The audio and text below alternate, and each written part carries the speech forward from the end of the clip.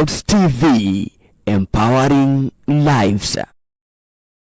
Na sukuma yake anaenda anaambiwa aende akanunue sukuma ya huko Kibera. Hawezi kukula nyama huko ndani maana si mtoto. Could it wewe si mtoto? Wewe ni kijakazi. Could it be? Because the kind of life you are living ni life ya kijakazi. Umewahi kufikiria ukajiuliza swali kama hiyo? Ni life ya nani? Ya kijakazi. Lakini kijakazi kile kilitoka kwa mtu. Is a son of somebody. But aliondoka akaenda kuchunga ng'ombe. Hallelujah. Aliondoka akaenda kuchunga mbuzi. Na akaenda kabisa. So kule anaishingi, anateswa na anateseka. Ananyimwa chakula.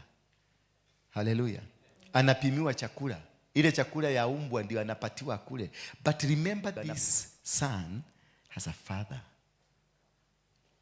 Ako na baba aliye nyumbani. Ako na kwao. Hallelujah. Hallelujah. Huyu mtu ako na kwao. It's only alitoroka kwao. Could you be torokaga kwenu? Ndio maana you are not receiving the blessings of a son. Because I don't see how, even if my son ni mkorofi, even if my son ni mvutaji wa bagi, even if my son ni mwizi, sioni akikuja nyumbani nikakosa kumpatia chakula. Sioni akikuja nyumbani nikakosa kumpatia mahali pa kulala. Because the position of a son haikuishangi. Whether you are old or you are young, you are still a son. Hallelujah. You don't lose your birthright. You don't lose the blessings that you need for you to survive on earth under the umbrellaship of a father. But the way you are living like you have no father. You are living like life is not with you. And this father is not with you. Why? What's the problem? Are you sure? What's the problem? Hello? What's the problem? Today I have become a monitoring spirit. And you know what I'm saying. I have become what? A monitoring spirit. And a good one for that matter. Therefore, you tend to ask yourself, as Peter give me high, you tend to ask yourself some small questions. The kind of a life I'm living is not associated with the God that I'm associated to. Maisha Maria Wikaraga, it is not associated to the God you are proclaiming to be a follower to. You are not part of the systems of God. You are completely out of order. Hallelujah. You are not a son. You are not what? A son. You are living like you are somebody employed wa kuchunga ng'ombe na mbuzi. Bwana Yesu asifiwe sana. Ushaona mtu ule wa kuchunga ng'ombe, kile kichunga ng'ombe, how they are mistreated. They even eat food, yani hata kukula kwa chakula ni tabu. Did you know that? Hata kupata chakula labda ni ile ibaki. Yani anachotoa wanasema thie imohegui ilio ishio. Edeni mukapatie ubwa hiyo chakula. Na mkumbuke kijana wa kasi mumugawie kidogo. Hapatiwi chakula because he's a son. Anapatiwa chakula because ni pati ya ubwa. Hallelujah. And the ubwa is more preferred kwanza kwa sababu aendeni mupelekee ubwa chakula na mupatie baka kijana wa kazi. Na huyu kijana wa kazi pale analala kanyumba, analala ni kanyumba, hata ubwa inalala nyumba mzuri. And remember this boy, this girl, kijakazi huyu ni mtoto wa mtu. Na kule kwao nyumbani ako na nyumba ya kulala, maana alijegewa, he or she never lost the sonship. Sijui kama mnanielewa. That if you bring that picture on this other side, you realize that there is somewhere you lost. Kuna mahali ulipotea. Maana kwenu kuna chakula, kwenu kuna kila kitu. But if you review your life, this God is not in you. Which kind of a God are you talking about? Who is this God that you speak about? Have you ever asked yourself that question? Who is this God you're talking about? Because the God you are talking about, the God of Moses, the God of Jacob, the God of Abraham, does not reflect what you are. Because the God of Abraham is a God of covenants, a God of blessings, a God of fulfilling, a God who says what he says and commits himself to what he said. A God who made a declaration that you are generation, watoto wa watoto wako. The gates of the enemies will never prevail over them. Hallelujah. That is the God I'm talking about. The God who says that entire generation of yours will never suffer. Remember when Isaac was going to Egypt, he was going to Egypt because the area, wherever they were, it was disastrous, dry for 6 years. It was completely dry. So he found, let me go to Egypt and find a place to go and do some cultivation so that I can be able to feed the generations, the people around. When he was about to move, going there, remember he was still worshiping God. When he was about to move and he had started a journey, the same God who made a covenant with his father came because he remembered the covenant. That I have a covenant with this family. He remembered the covenant and told him, no, you are not going. No. You can't go to Egypt. Stay here. And he stayed where? At Gibeon and Ai. And God told him, you are going to plant here. You are going to invest here. In the dry season, when everything was so dry, he went on to plant. He bought seeds from people, from shops of people. And they were surprised. They were asking themselves, Kelimuge keneko geradi. Aradi ko hadako. Huyu mtu anaenda kupanda mahindi wapi? Huyu mtu anaenda kulima wapi? What? Is this person normal? Ako na kichwa mzuri. Everybody, hata wakaona ni kimujiga. They all sold at a throwaway prices. They sold the seeds to him. They sold everything to him. They gave him. Hata zingine wanamwambia utalipa baadaye. Because they knew this man would not be successful. But remember, this man was acting on a covenant of God. Because he knew my father had a covenant with God. So he acted on that covenant of his own father. And when he acted on the covenant of his own father, God did not disappoint. He never disappointed him. While it was dry, this man planted. While it was dry, this man harvested. While it was dry, this man became wealthy. Because of a covenant. Now we are under the same covenant, the Abrahamic covenant. Hallelujah. Aren't we? Are we in the same covenant? Because we are the generation of Abraham. If we are in the same Abrahamic covenant, why is the God of Isaac not appearing in your life? Because you are always, 24/7, you are in your dry season. 24/7, you are in a dry land. Nothing is happening. There's no rain. 24/7, you are struggling.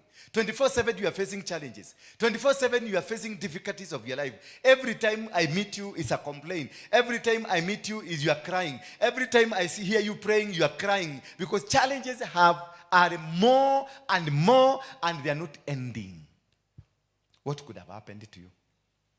What could have been a challenge that when today you are crying? That you can come to the house of God today. You are in the house of God here.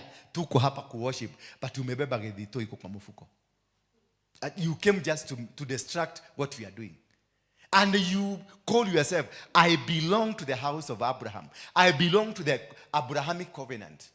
I have a good relationship because my generation, the generation ahead of me comes from Abraham. But umebeba gedito. You are here in church carrying a gedito because you don't want to hear the message of God being preached, and you are carrying a gedito to come and stop Apostle Waruinge, to climb to the mountain, and the gedito is not working. So you ask yourself.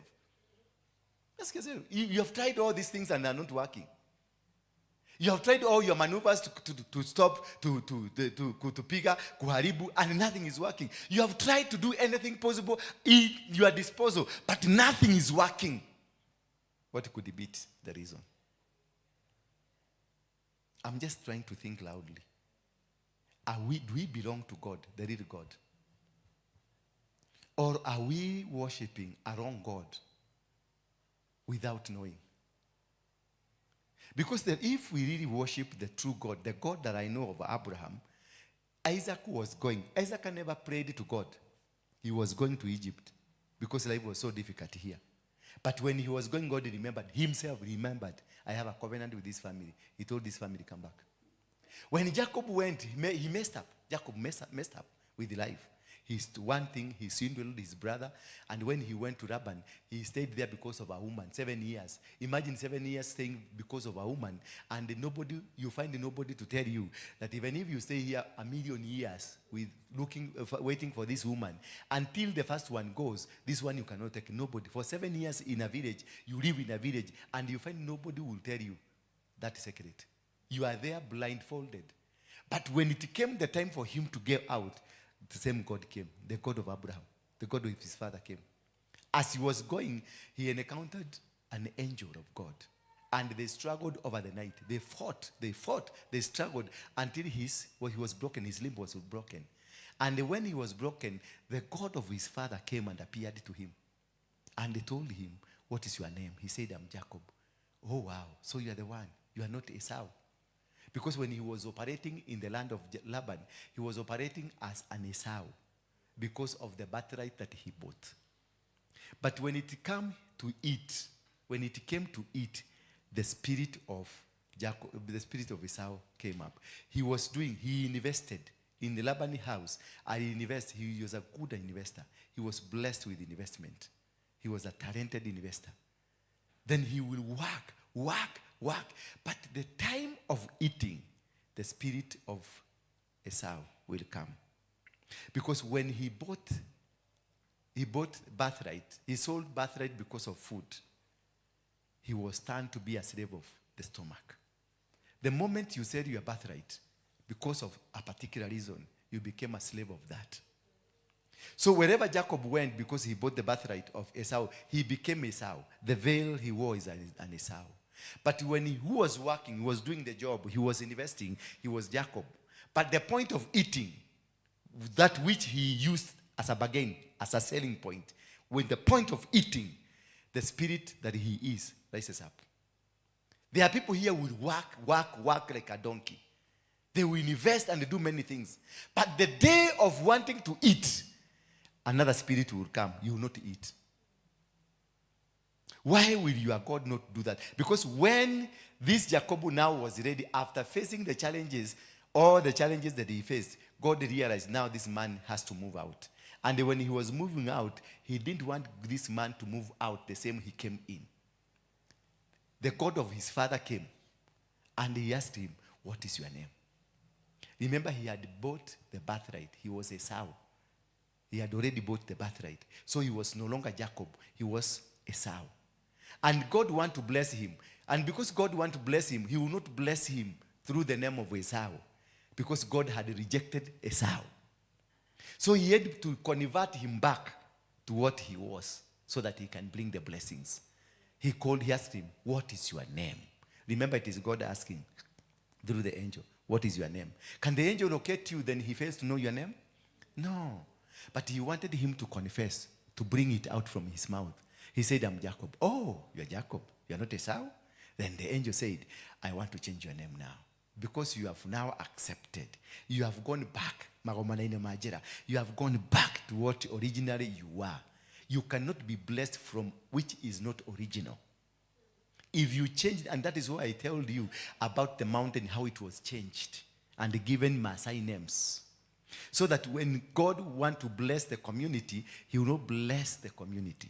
Because through that mountain, through that community, it is that blesses the nation. Hallelujah. The entire nation is blessed because of the community under the mountain. And that's where you find the community under the mountain faces a lot of challenges here in Kenya. They are fought. When you come together, you unite, you are called, you are tribalist. But when a Maasai down there, they are doing their tribal thing, it is culture. When the Kisses go there and they do their own things, that is culture. But you come down here, you do a small thing united, that is tribalism.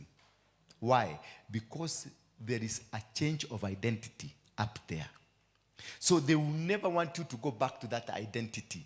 And this is not Ruto. This is not the Kisses. This is not Kambas. This is not the other tribes calling you tribalistic, that you are tribalistic. No. It is a program that was programmed by the people who deprived us that name. And they left that program intact. That never let these people come to know their God. Never allow these people to come and know this mountain belongs to them. Never allow these people to know that this mountain, it is their authority. An authority that Queen Elizabeth herself came and built a house. That is their home. And they built an altar on that mountain. That is their home. That is where they are. Already this son, the eldest son, is called Megan. Is it? No, not the other one. William. William is there. I found him there. And he's there being prepared to tap the anointing, to carry the anointing. Because that is where they get their altar from. This is their altar that rules in the UK. So they normally comes frequently. When Charles became the king, he had to come to tap it. When Queen Elizabeth became the queen, she became the queen while in that land at the Treetop Hotel. It is in the mountain. Are you seeing this picture? And when they wanted to change the identity was not changed from the mountain. Identity was changed from the Nile. The Nile is in the Bible, in the book of Isaiah 18. They speak about the Nile. And the Nile comes from Kenya, goes down to Lake Victoria and all those to Uganda, and it goes up. Then it cuts through Sudan, going to Egypt. The Nile is in the Bible. What did they do? They came to Lake Victoria and they changed the name of Victoria. Victoria is the queen, the second queen, Victoria the second. She was a queen in England. She was the mother, I think she's the mother of Elizabeth. And they branded, they changed. Remember, at Victoria, there were Luos living there. There were Luyas living there. There were people from Uganda, people from Tanzania, the Sukuma people, the Chaga people. They were living there. But they discovered a lake. The queen discovered a lake that was not existing. It existed when she came, she landed. In the middle of the bush, she discovered a lake. And then she gave that lake her name. That is how they will start ruling you. They change your identity. You no longer act the same. You no longer act and work the same. When I change, I remove your identity. You no longer yourself. And that is why we were baptized. Names: James, Milka, Grace, Florence, Rose. Without even understanding what is the name about. What's the meaning of rose? It's a flower. Francis. What is Francis? You can't even explain. Dominic. You can't even explain. It is a name that was given to you.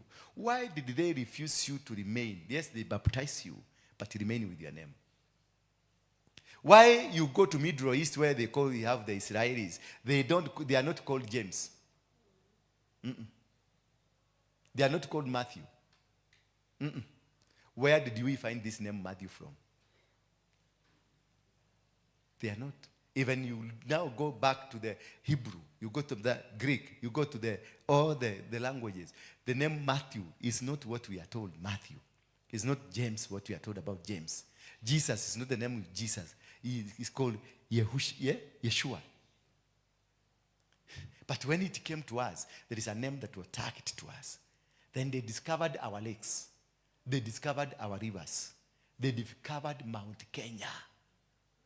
Something when you are in Nairobi here, you can see it. It was existing. That is where our fathers were fighting from, but they discovered. They went to Mount Aberdare, the Aberdare Ranges. They discovered Aberdare Ranges. They discovered. They went to Kilimanjaro. They discovered. Hallelujah. You now ask yourself, you see, this was a program that was initiated, a long-term program to remove you from what you are supposed to be, so that they downgrade you from the systems of God, so that they disconnect you from the system, because God operates in his system.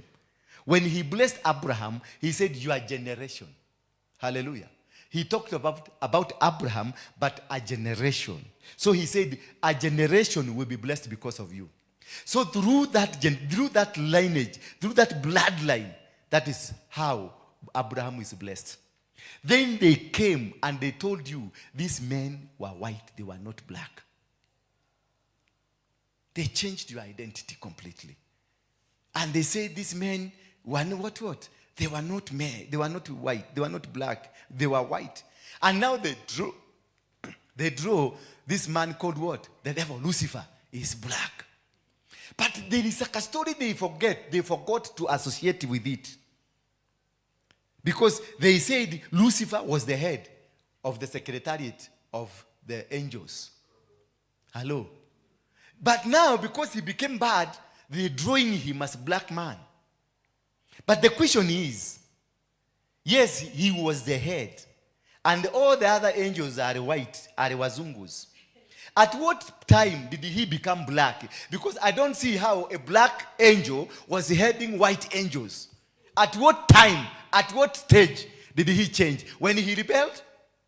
Do we have any verse saying that after he rebelled, his color changed? And he was the head of the angels.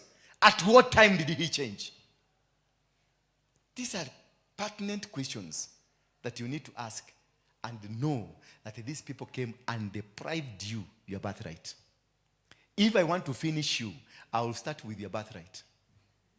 Once I take your birthright, I've taken your name. Once I've taken your name, I have taken your identity. We are blessed because we are under a covenant called the Abrahamic covenant. Are you getting me? So under the name Abraham, that is where the covenant finds its way. Under the name Abraham. Anybody associated with Abraham, a covenant follows him. So you are removed from your name and you are now Mary. Which covenant is associated with Mary? Is it Mary the Magdalene or Mary Maria? I'm asking, yes, I want us to ask pertinent. I know sometimes I act crazily because I'm a crazy man. Yes. If they come here, the one that have gone to theology, they will say, I don't have sound doctrine. Your sound doctrine is Hitaki. I want you to explain to me at what time Lucifer became black. Or was he heading angels while he was black? And why? Just to ask a simple question. Jesus was born and they decided to bring him to Africa, to hide him there. A Muzungu hidden, because then the Egypt now, it equal the Nubians and the Sudanese. And you know the color of Sudanese people.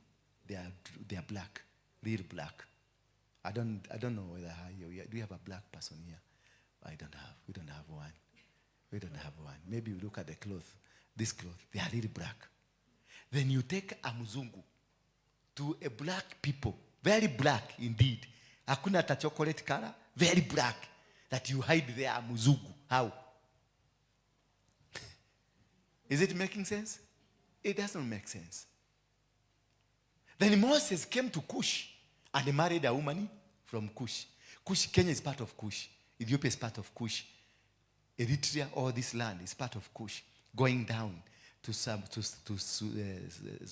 Tanzania, to Burundi, to DRC, that's Cush. All of it. It was under the kingdom called the kingdom of Cush. Because after that, you go to Zimbabwe, you had another kingdom. If you go to the side of Mali, Timbuktu, is it Timbuktu? That's another kingdom. If you go to the other side of Nigeria, we had another kingdom. And this kingdom of Cushi went all through to Oman. It is one big kingdom. And it was ruled from here, all over. And all the pharaohs, for them to become a pharaoh, they had to come to Mount Kenya and go take that white ash from Mount Kenya and take it back home for them to be anointed. All these things were done in Africa. When Jesus was speaking in his language, he spoke in Amharic language.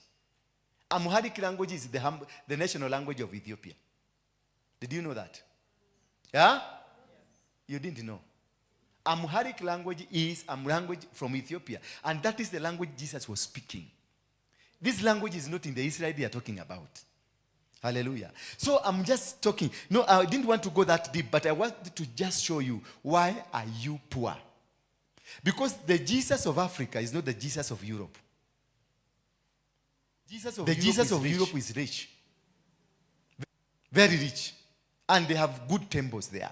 They have good buildings there. And they're the one who funded Christianity movement in Africa. Because their Jesus was rich. But Jesus that was brought to Africa never turned us, never made us to be rich. We've continued to be beggars until today we are begging. Why their Jesus there remained to be rich? Aliendelea kuwa mtajiri. Na watu wa huko America, churches in America are very rich. People in America are working, are doing well. They don't have shenanigans like these ones. They are powerful. They are economically empowered. The buildings there are fantastic. You go to UK, the same. You go to Australia, the same. All over. The Jesus of those lands is not the same Jesus of Africa. What could have happened? And this is what now, if you don't understand the dimensions, supernatural dimensions, because they understood the supernatural dimensions, they came to Kenya, they came to Africa and discovered these people worship the true God. And they took the dimensions of the true God in Africa, took it to their land. They shortchanged us. They took their stars. The destinies were changed. And from then we became beggars. Instead of becoming the owner, we became beggars, and they took our culture. They took our dimensions, the supernaturals, the powers that God gave us. They took it to their land. Now they exploited us from the land. They made sure they killed our people. They killed Samoia Olekaterel. Is it Samoia? Samoi? Oh? Samoi. They cut his head. It is in the parliament of UK. His head until today. Kimathi, they never buried Kimathi here. People say Kimathi is buried here. Kimathi has never been buried. He is in the museum in the palace in the UK. Whole body. They took Mekatereri Wamenza. They took all the leaders. They killed them. They took their bodies into there. What would you want to do with the body of a black man? A primitive, a monkey. Why stay with it? Why put it in your museum? What are you doing with it? Because they knew this is our leaders. They cloned. They took our soil. They cloned. They took our culture. They cloned. The other time I showed you, when I was at Stonehenge, the heart of a Mogekoyo. I found it there. The bed of a Mogekoyo. I found it. What would you want to be doing with the primitive? They said those hearts were primitive. What are you doing with it? In the middle of the United Kingdom, where you have put your altar, that is where you put the primitivity. Hallelujah. Have you ever thought asking yourself such questions? That is how they deprive you. They remove you from the systems of God. The moment they are capable of removing you from the systems, because God uses dimensions, supernatural dimensions, and those are the things that we call the systems. God has systems of blessing you. God will never bless you just from nowhere. Never expect any blessing dropping from where I just was walking and I got money from. You have to be associated in a system. You either employed, or you are in business, or you are in anything. There is a system that provides, that will engage you. And in this system that will engage you, it is a system that causes you to have. The system that causes you. If you want land in Kenya, you have to use the system of Adisasa. That is now, you have to go with the processes of government, and then the process of government allows you to own a piece of land. After buying and paying all stamp duties and everything, you enter the land into the system. If it's a land that you leased by the government, it goes for 99 years. Once it comes to 99 years, it expires, and you return it back to the government. Then the government will choose who to give, either you or somebody else. And then you get into a new covenant with the government over the same. Because why would you get into the new covenant over the same? Because you are in the systems. And the government will come in taxing you, asking you to pay for the land rates. Because you are in the system. They will call you. They will write messages to you. They will do emails to you because you are in the system. I'm talking about the system of God. That there is no blessing will come to you until you engage yourself into the systems that blesses. That is where you see there are families that they even don't worship God, but you find they live in Runda. They are so wealthy because there is a system that was created by their great-grandfather. I am a fighter because my great-grandfather was a Mau Mau. He created a system. That this system in our family we find ourselves in it. And we are not coward. When we decide to do it, we do it. Because our grandfather Waruinge was not a coward. He fought for the freedom of this nation. And they made sure they have put his name into the landmark of Kenya.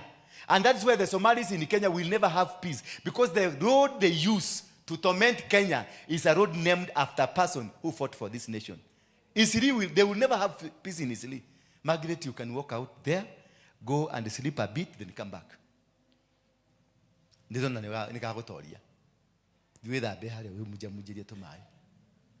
thing is very good for you. Hallelujah. When you go there, Isiri, General Waruinge Street, that's my grandfather. And then they say they can come to torment Kikuyus here in Kenya. They will never do it. America will fight for us. Yes, America will come for the money. And they will rebuy those buildings. Because the spirit of my grandfather will rise. Will say, no, I never fought for this nation, for my people to be tormented. Because there is a system. There is a system that was laid by our fathers, by Mau Maus, by the people who fought for the freedom of this nation. There is a system they laid that nobody can be able. I was able to go to the mountain and climb up there because I was operating in the system of those fathers. That is why nobody could be able to touch me. They tried. The witches came from this church. They tried. They were instructed, go and stop this man. They tried. The others from the one world order, they were there. They tried to stop us. Nothing happened. The other from the Catholic, they were there. Stop this gentleman. Nobody. They tried all the gates to stop us. But we were able to go through. Because they were fathers. They are fathers who set a system. That is what we call a supernatural dimension. A supernatural move that happens in your life that will make you access the power of God. That will make you access the authorities of God. Because there I went with an authority. I went there with the authority of my grandfather. Because those are the people that fought for the freedom of this nation. They sacrificed their blood for the nation. I sacrificed everything to go to the mountain to make sure all things that were put in that mountain to change our life has been brought back to its normalcy. So what the system? So it is not that you are not worshiping God. You are, for sure you are. If they are so staunch, who know how to communicate with God, it is you. But the results never come. Because you are not in the system. Your system was shortchanged and taken away from you. So until we bring back the systems, because God does not bless people outside the supernaturals. He uses the system from heaven to bless you. Your money or your invoices will only be sent through your invoice, your email or your post office code. Cannot be sent to somebody. If you go to America or UK, in every door there is like a pocket there. There is a postman will come and drop an envelope there. They communicate to you through that. If it is police, they will communicate through that. The government will communicate through that. Everything will communicate through because they have your address. Now tell me, what is your address? What is your heavenly address? You are called what? Charity. What is charity? Is that, can it coordinate you? Me, I am Ndura, the Ndura son of Waruinge. I have the lineage. I can say, yes. I have another name that was given to me, but I never use it. Hezekiah. But I don't recognize it because it can never give me the line of my blessings. Hallelujah. I'm not telling you to go and change the names, but to go to God, tell God, like Jabez told God, this name is not good. This name has brought me pain. Father, bless me. He went back. He put the name aside. He went back to God, returning me to the system. He literally told God, Jokia system, this name has removed me from the systems. So what kind of a life are you living? What kind of a situation are you? What kind of a land are you seated on? What kind of work are you doing? What kind of a father was you? Who fathered you in the ministry? Who is your spiritual father? Can he link you to the light lineage? Can he connect you back? That is what you need to understand when you are dealing with the fathers. When you are dealing with Waruinge, look at the line where he is taking you. Which line, anakuingiza line gani? So that ujue kama kuna mahali unaenda. Kwa sababu kama line yangu ni vitu zingine, nitakupeleka kwa hizo vitu zingine. I am taking you back to your identity because I want you to be blessed. I want you to be associated with the Abrahamic because I am sure, pretty sure. Before 1948, Israel was not existing. Was it? Was it? It was not existing. And the soil that they used to grow their fruits in Israel, it was taken from Kenya through the company called Young and Solobonea. Any fruit you are eating from Israel is a product of the soil from Kenya, Muranga, Nakuru, Nyahururu, and Webuye. All the roads that were made by Israel government, they were made because they wanted the soil to take their soil there. So whatever you are eating from Israel, any fruit belongs to you. And that is why they carried our soil, cloned with the stones there, and they are doing marvelous with it. Are you seeing what I'm saying? I'm trying to explain that to you. They had to come and take the soil here and Uganda. They never went to Tanzania. They never went to South Africa.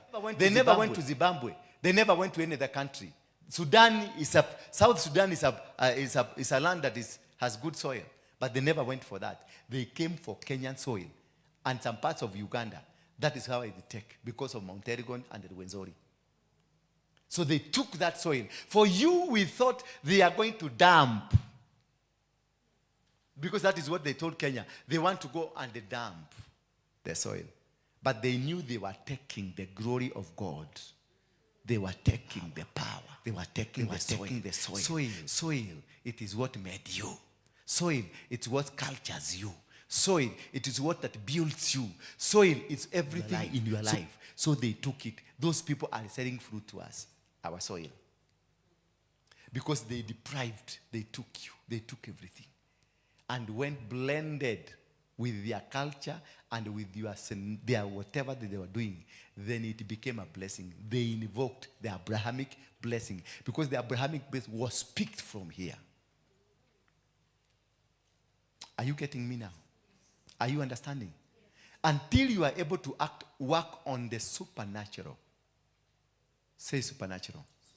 And supernatural is the system, the heavenly system that connects you to what you belong. You can never become what you don't. When Moses was moving around and he met this family of Reuben were dying mercilessly. Moses, because he had a higher authority, he went to the Reubenites and told them, Reuben na aishi. And he stopped the curse of Jacob. He stopped it. And they stopped dying. And fortunately, nobody was above Moses to come and also help Moses from the same curse of his own, the same Jacob. Because Moses came from the Levites and Simon and Levi. And they were cast because of what they did to a cow. And they were told, because of your anger, that is the life you live. So because of something that was proclaimed in your life, causes you to live that life. Causes you to live as a specific kind of life that will never help you. Because Moses was a great man. Moses was with God. Moses was all over with God. Moses was talking to God. Moses was doing everything God commanded him. Moses was faithful. But one small thing that was mentioned by a man, Jacob, caused him not to get to Canaan. Just one thing. Anger.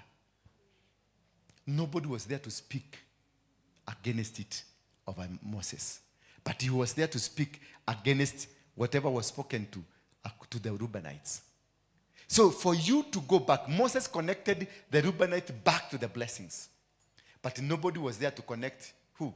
And again, you look at the time of Nehemiah, of building what? Building that wall. When the walls were destroyed in Jericho, it was prophesied and they said that no one to rebuild this wall.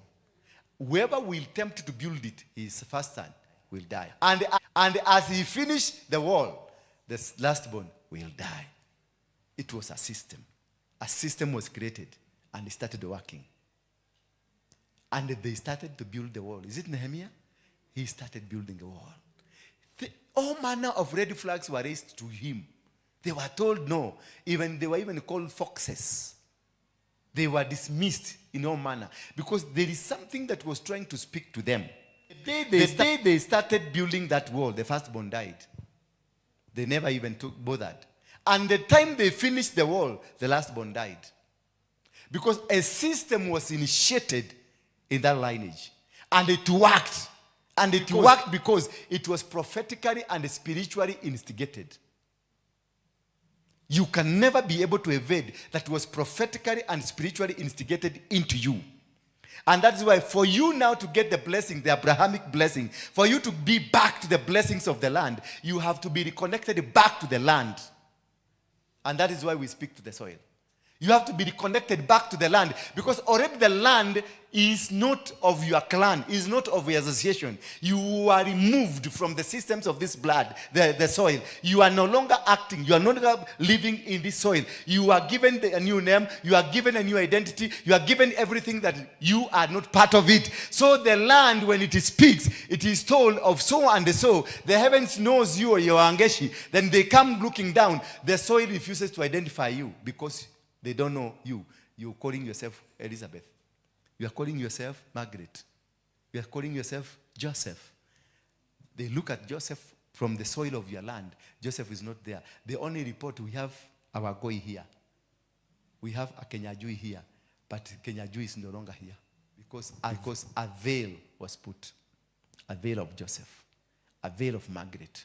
A veil of Hezekiah.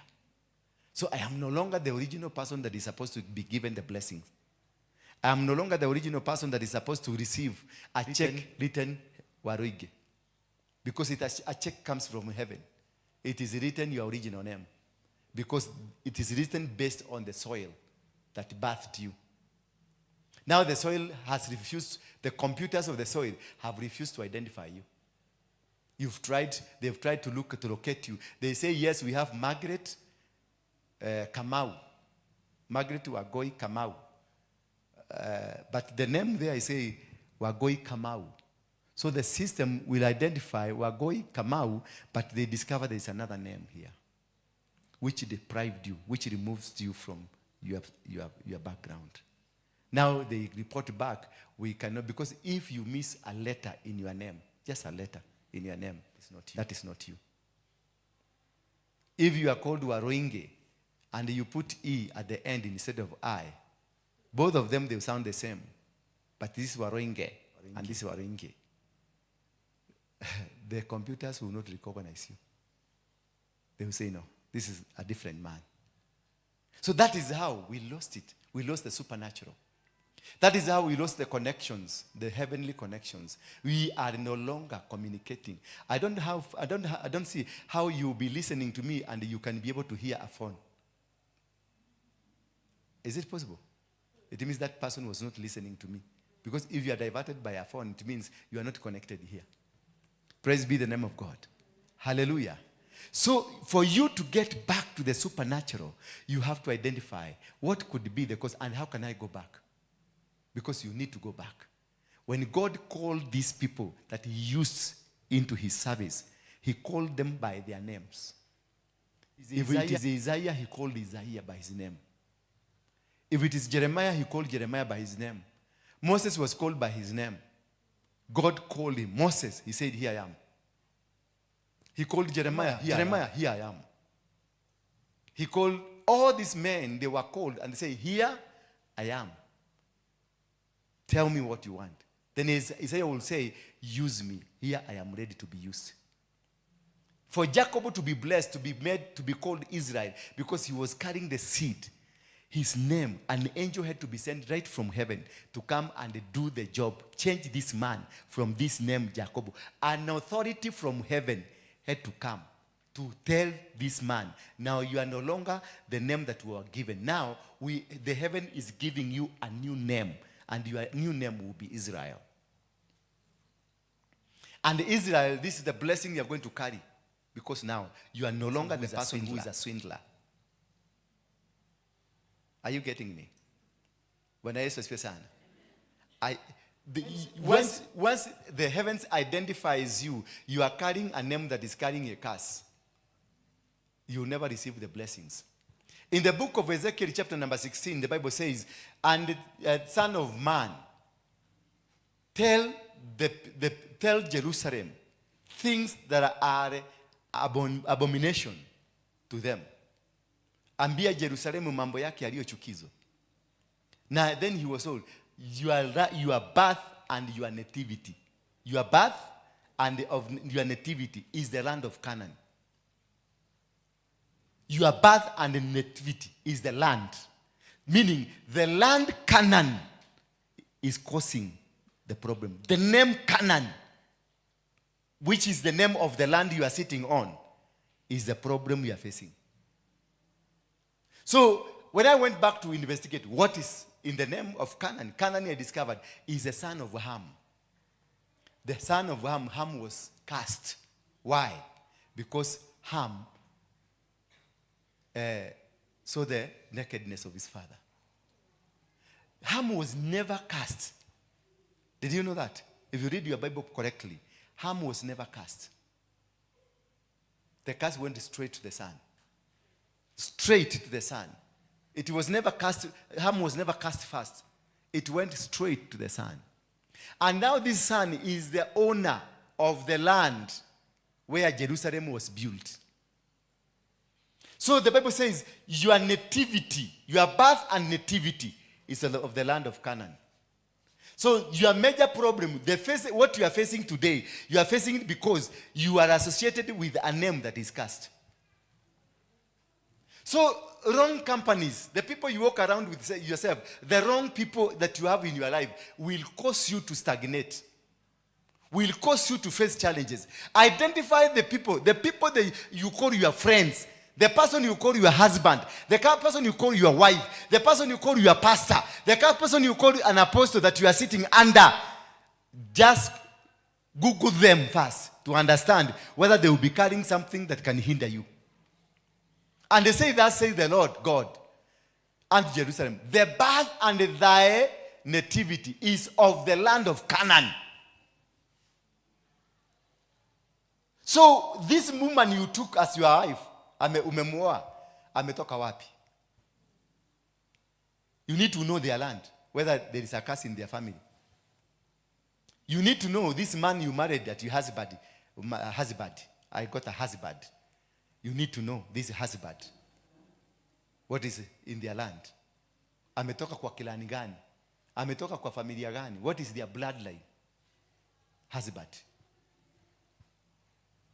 Bye. Yes, enda. Husband.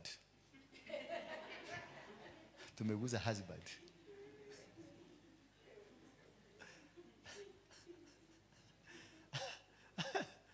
Yeah. Thy father was an Amorite. the father is a factor to what you become. I'm speaking here about the physical father and the spiritual father. They are a great factor to your success. I am the one here. Here I am a caretaker of your spirits and your souls. So what do I do with them? What do I do? Because when you came and sat under me, an authority was given to me over you in the spirit. There are so many things I will control over your life. I'm here, I have a right to curse you. I have a right to bless you. That is the first covenant that was given to Abraham. That whoever you will bless will be blessed. Whoever you will curse will be cursed. It was a system that was established. A powerful system to cause or to generate curses and to generate blessings. However, Abraham was endowed with a crown of blessing and cursing. And because I am associated to that lineage, I have the same power to do so. And this is normally why we tell you, if you are not happy with your pastor, just run away from him. Usiendelee kukaa kwake, because he will curse you. Whether he likes or not, if I hear what you are saying about me, I will be grieved. And if I'm grieved, the spirit will be grieved. And if the spirit is grieved, the curse will be released. I don't need to come and say, I curse you. No. I need only to be grieved. Nikasirike tu kidogo. Nikasirishwe na wewe. I'm telling you, ogokiritaroko. Kinya Ndura letaroke. Na ulikarago hawe yasha. Utaendelea kukaa hapa ukiwa pastor. Utaendelea kukaa hapa ukiwa mshirika. I love my pastor, but I cast you. The reason you are suffering, it's me. And you never know. Because I never told you. I just nilikasirika tu kimoyo moyo. You go find land so difficult, refusing to listen to you. Anything you touch, it refuses, because there is a spirit that is crying. And because I have that power, I have that mandate to curse, I cast you. Nilifunga milango yako yote. Nilifunga biashara zako. Nilifunga maisha yako. Nilifunga ndoa yako. I closed all your doors. But I didn't tell you. Sikukwambia. So hata ukioba, hakuna siku utaoba ukijua, because you don't know whether this thing it is me. Utakuwa kinisifu tu, our pastor is good. This man is deep in the word. This man is what? This man, is supernatural. But you are carrying my curse. Nothing is working. So many people suffer in the church, not because somebody else has done something somewhere, because of the pastor you are sitting under. That man of God you are sitting under is so dangerous to you. The spiritual father. Then now come to the physical father. He has so much power, immense power, to open your doors and close your gates. He can open your gates, he can close your gates. He can open your doors, he can shut your doors. He can open your windows, he can shut. He doesn't need to come and curse you. He needs only to be disappointed, to be complaining there in the village. Just making small noise at the village there about you. You will never ascend to anywhere. You will never be successful. You will work. You bring your money together. You get your 10,000 together, your 100,000 together, your 1 million together. Something just comes up. A disease. Somebody had an accident. All the money you had collected goes there. Because your father is complaining somewhere. And this is what we call the supernatural dimensions. That you need to unravel. You need to go deeper to them and see what could be. Why am I suffering? Why am I facing this challenge? And I am a church goer. I am this. But things are not working. Why? There is a mistake somewhere. You don't need to get saved because of this mistake. No. You don't need to be over-righteous because of this mistake. You don't need to be called very good Christian names because of this mistake. You don't need to become a praise and worshiper here. No. Identify the problem. Identify the problems. The moment you identify the problem, you get automatic healing. Automatic. You don't even need to confess. You need only to identify the problem. Once you identify the problem, you will be able to unlock it. If it is your father that you offended, go back to your father. Buy him a nice suit. Buy him a nice shoe if he's alive.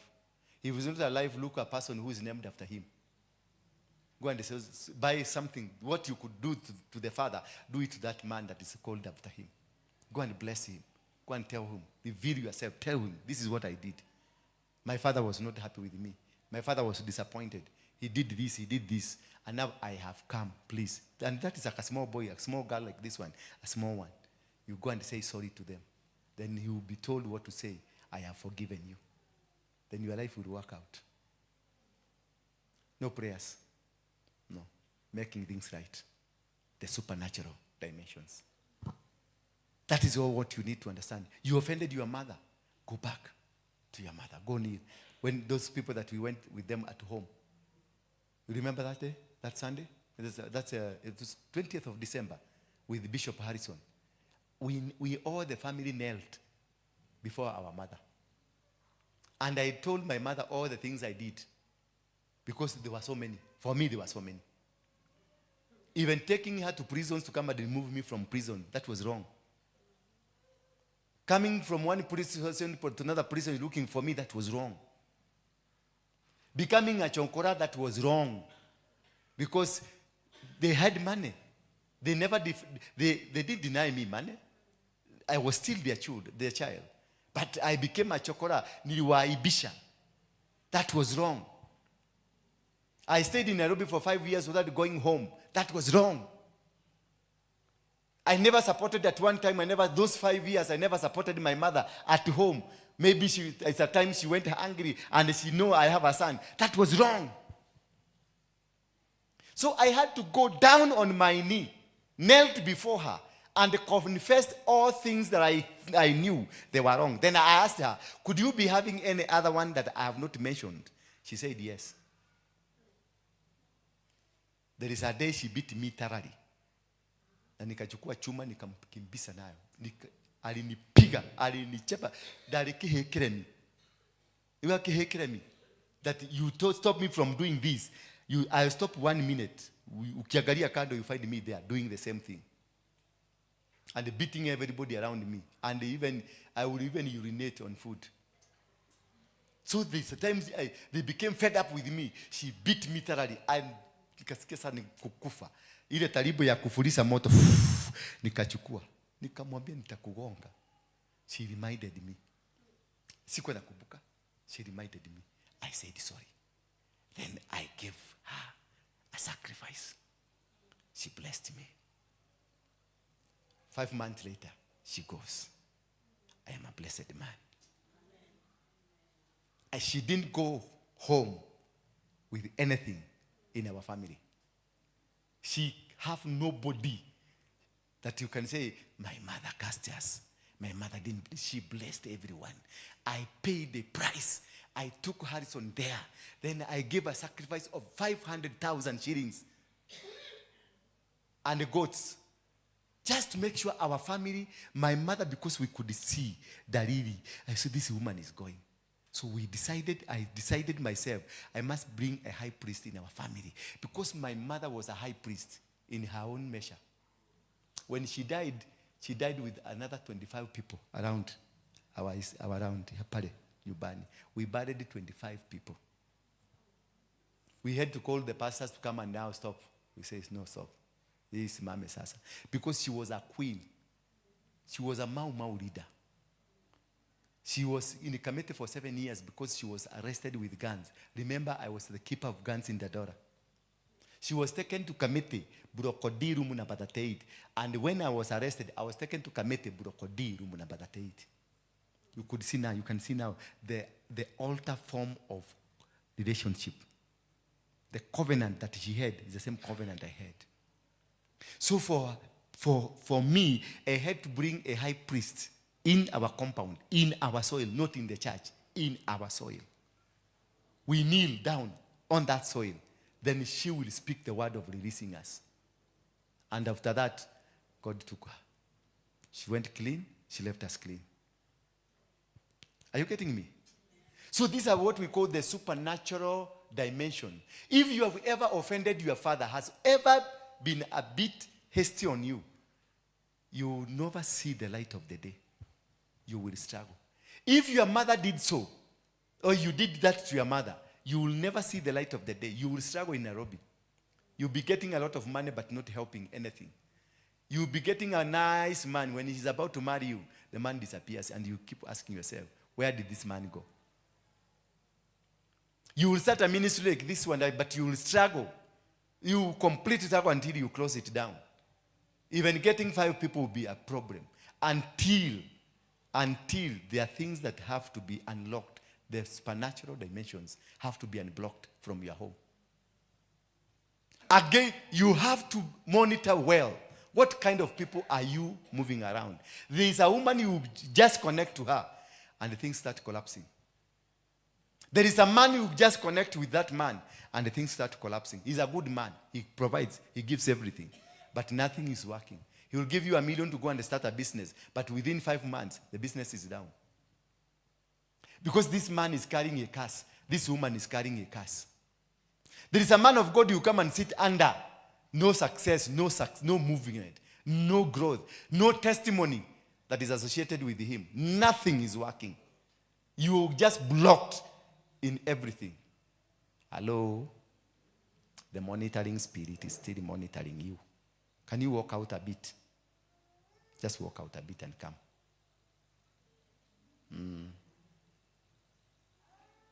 This place is very hot. Enda tembea pigwa na kahewa kidogo.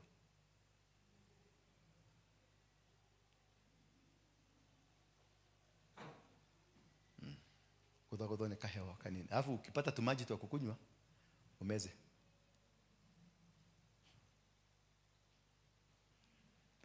Bwana Yesu asifiwe sana. You cannot operate where there is hot water, hot fire. Your mother, if he has caused you, if there is something you did to your mother, you have to go back to your mother. Go repent. Those people that move out of the church because wanafikiria ni wakubwa, ni wanene, they have the power, they have anything, they go start calling people to get out. Let me tell you, a free advice, never do that. If you feel that umetasheka na hii kanisa, just walk out silently, don't even let anybody know. And if in any case, if you want to go much peaceful, come with a sacrifice to me and ask me, just lie to me. Tell me, I have found a job in Mombasa and I want to go to Mombasa. And because I will not be coming here frequently, I want you to release me. I will receive your sacrifice. I will bless you. Thank you. Hakuna shida utapatana nayo. You use some akili kidogo. Usiende ukigodhidagia dira hapa. I am more superior than you. Your dira will not work here. I will do myself. I will do it. I will do it. Remember, are we live? I say, are we live? Okay, let me stop that. That one will not work for me nicely. But it's our father down here. When he was offended by one of his pastors in Nakuru, what did he do? The pastor locked the gate and they said, no, you are not coming here. The pastor changed the name of the church. This church was founded by our father. And then this pastor that was given a responsibility there, he changed the name. Then this pastor, our father, because you know him, is a brutal guy. He drove, he was flying to Naivasha. Shui, giri, shui, flying the car. Chuma, nasiwa nakuanga na chuma. He flew there. At the gate, they heard that the man is coming. At the gate, the soldiers were there to stop the daddy not to get in. What did daddy do? He removed his shoes. And he said, hapa, nimelaani. He got into left his shoes there. He got into his car. 6 months later, the church was closed. And the man was on a wheelchair. He had to come to apologize. He sold that land to Kimani William, the one that was in a church. He sold the land to Kimani William. He went to build somewhere, and the curse followed him there. He had to come back to say sorry. Wafula, the same thing happened to him. Secretly, he came to the father. He did the same. Removed the shoe. He went. Do not ever reach there that I can go, even if I go to my office there. There are people I removed the shoe for. and I turned my gown upside down. That's the end of you. It doesn't matter who you are. It doesn't matter. It may take long, but you will feel it. It will burn you. It will destroy you completely. That's the wrath of a father. Whether it's spiritual or physical, that's the wrath of a father. Never try. My brothers and my sisters, I know nyinyi ni vichwa gumu yote. But please, avoid that as much as you could. Do you know how you avoid a dead corpse? Huh? Do you know how you avoid it? Just avoid like that. That if you found a dead body in your house, the way you run away from that building, run away. Even if I offended you, even if you are right, never, never come back, bring back your mouth to me. Even if you are right. And in most cases, you will be right. I'll be wrong. But that one in heavenly structure, the spiritual, supernatural dimension, they recognize the authorities. So I have an authority.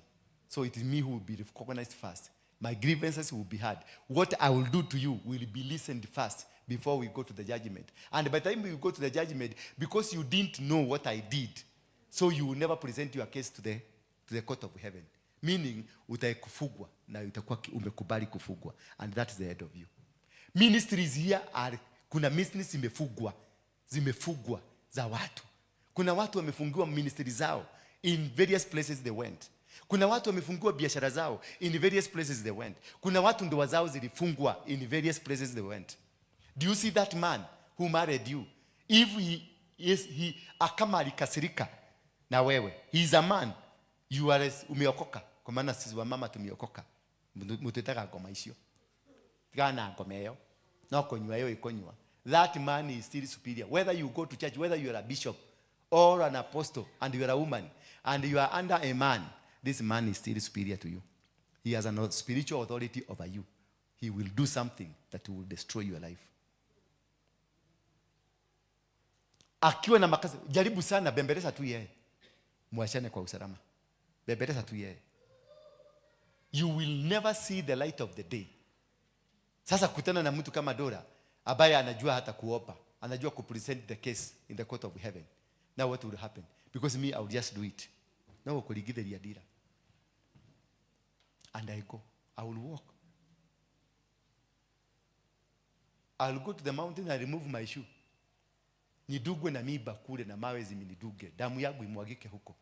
You will never, never in your life succeed. I never told you. I did it in the secret.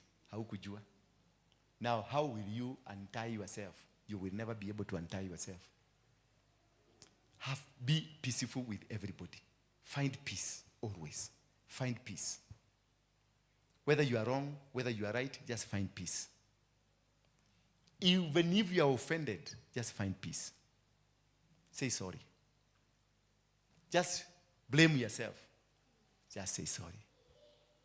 Wacha kujipiga kifua. Now they will see. Now they will do this.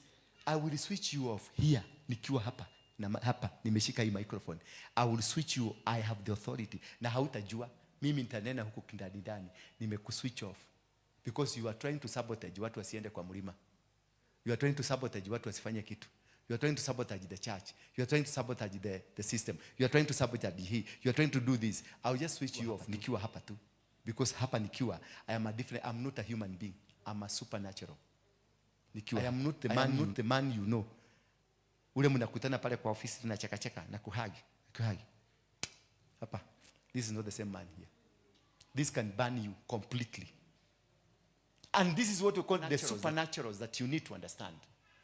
They will cause you to be destroyed. They will cause you to grow. I can just say one word in your life and you are changed. I know people here. Their lives have changed. Look at this woman from America. She was shattered. Completely shattered. The land taken. Everything taken. She never enjoyed life. But she just called me from America. I prayed over the phone. She said, no. The prayer will not go to heaven. I told her, that is the prayer that will go to heaven. If you want to come to Kenya, bring your dollar. I want to eat your dollar. I'm finishing my job. By the time she came from America, the land was back to her. Are you getting me? And by the time she came to settle here, we harvested. Just a phone call from America. And I changed, the dimensions were changed. And things started working. This woman used to cry from Canada every time she was crying. Then I was just switch off the phone. She started, I called, then she called. Then we talk. She started crying. I switched off because I will not want to talk to a crying woman. Why are you crying? Already umefika kwa mulango ya Mungu. Why are you crying? Moses was asked a question.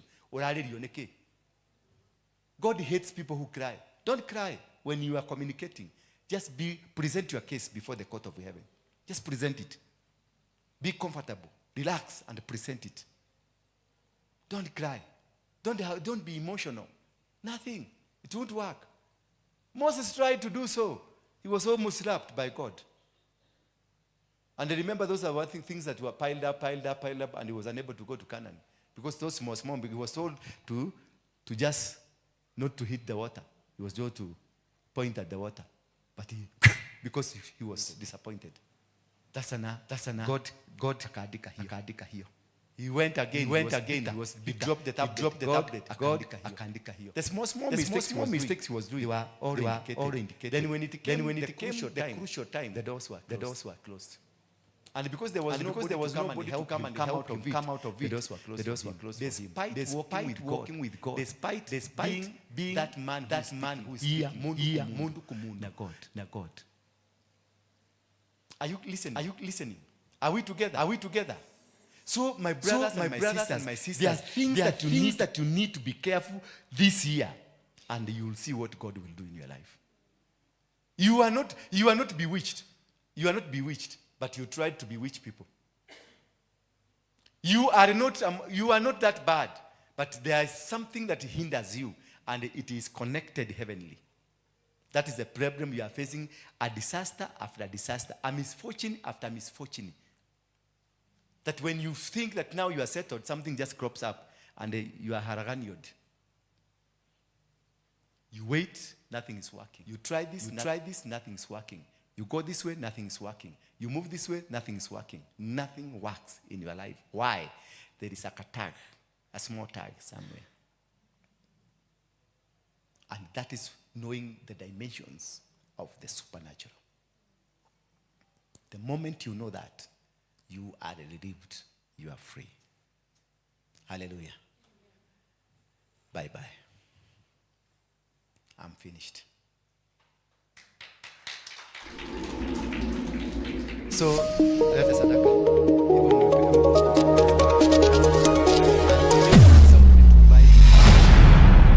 Bethel Clouds TV, empowering lives.